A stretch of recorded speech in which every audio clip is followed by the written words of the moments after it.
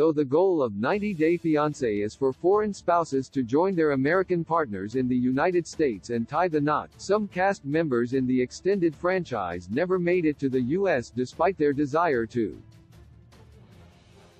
The hit TLC franchise focuses on international relationships that contain a K-1 spousal visa which allow foreigners to travel to the U.S. and get married within the designated 90 days. Meanwhile, the spin-off show 90-Day Fiancé, Before the 90 Days features couples often becoming engaged and applying for their visas. However, not all 90-Day Fiancé couples have been united in the United States. Many 90-Day Fiancé couples now live happy lives in the U.S., while others chose to move abroad. But some are still waiting on their visas while others had their visa plans cancelled, put on hold, or thwarted. Cast members from certain countries have had more difficulty coming to the U.S., such as Syrian man Omar Albacore, who married American Avery Mills but had to wait 2 years for his visa approval. Other cast members have seen the process complicated by criminal records on either end, while relationship issues have also stopped visa processes cold and left foreigners unable to come to the U.S. Azan Tefu is considered iconic in the 90-Day Fiancé franchise due to his relationship with Nicole Nafziger. The Moroccan man is one of many cast members who never came to the United States, as Azan and Nicole ultimately never made it down the aisle. Many viewers believe that Azan was scamming Nicole from the start and never intended to wed her.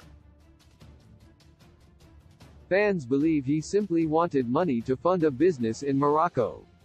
However, Azan and Nicole's chaotic union went up in flames before they ever made things official.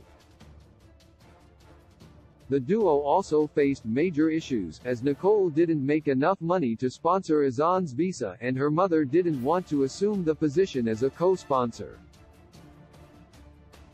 Though Nicole's father eventually agreed to co-sponsor, their relationship ultimately fell through.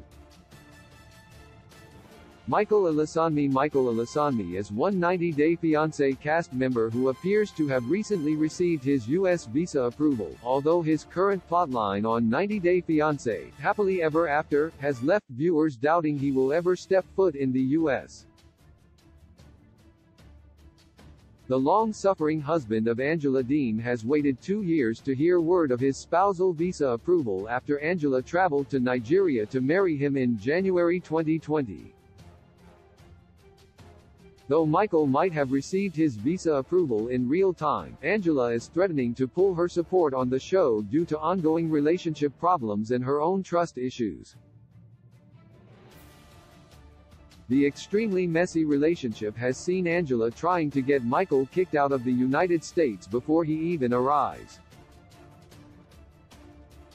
Amira Lalisa from 90-Day Fiancé Season 8 infamously never made it to the U.S. to be with her partner Andrew Kenton. The French woman received her K-1 visa in early 2020, but things got complicated with pandemic restrictions. She first tried to meet Andrew in Mexico to quarantine before entering the U.S., but was detained and deported. Andrew then infamously enjoyed the resort trip solo while Amira was being detained. They ultimately split before Amira made it to the U.S. after their next plan to meet in Serbia fell through. Ryan Carr is another 90-Day Fiancé Season 8 cast member who never made it to the U.S. after his relationship collapsed. The Belize native was in a relationship with older American woman Stephanie Davison. When they broke up, Stephanie started seeing his cousin Harris, who she previously hooked up with during a fight with Ryan. Stephanie then flirted with the idea of bringing Harris to the United States instead of Ryan. However, she ultimately decided to sponsor neither man. John Walters is a 90 Day Fiancé franchise cast member who has tried desperately to make it to the United States. The British man married American Rachel Bear in 2018, but his past criminal record of physical fights has kept his visa on hold for 4 grueling and painstaking years. John assumed parental roles of Rachel's daughter Lucy, which makes their physical separation extremely painful. Lucy and Rachel did visit John in the spring after pandemic travel restrictions further kept them apart. However, the Before the 90 Days cast member is suffering majorly from visa issues and endless waiting. Jasmine Pineda appeared on the recent season of Before the 90 Days, where she became engaged to Gino Palazzolo. Jasmine and Gino appear to have been engaged for quite some time now, which left fans curious why Jasmine has yet to join him in the United States as planned. While visa issues might be one reason, viewers also suspect that Jasmine and Gino might be returning for future 90 Day Fiancé franchise content. Therefore, they could be planning a big reveal or sharing more about their visa updates soon. Johnny Chow was also featured on Before the 90 Days Season 5. However, his US dreams seem long dried up. Johnny promised Ella Johnson that he would meet her in the United States, as their relationship had been entirely virtually. However, pandemic complications kept him back. Johnny was terrified of leaving his son and elderly parents alone in China and racking up massive bills in the US if he got sick while traveling. Ella was heartbroken by his decision to not see her. Johnny never made it to see Ella once, which resulted in them breaking up.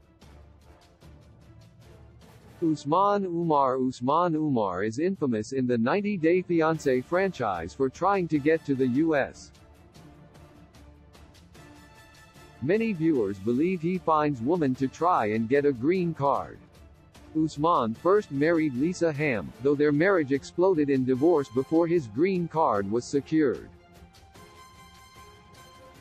He then appeared on Before the 90 Days yet again with an older American woman, Kimberly Menzies. They are currently dating, though they have many issues to work through. Usman appears hellbent on having his US green card, though the 90 Day Fiancé musician has yet to achieve his American dream.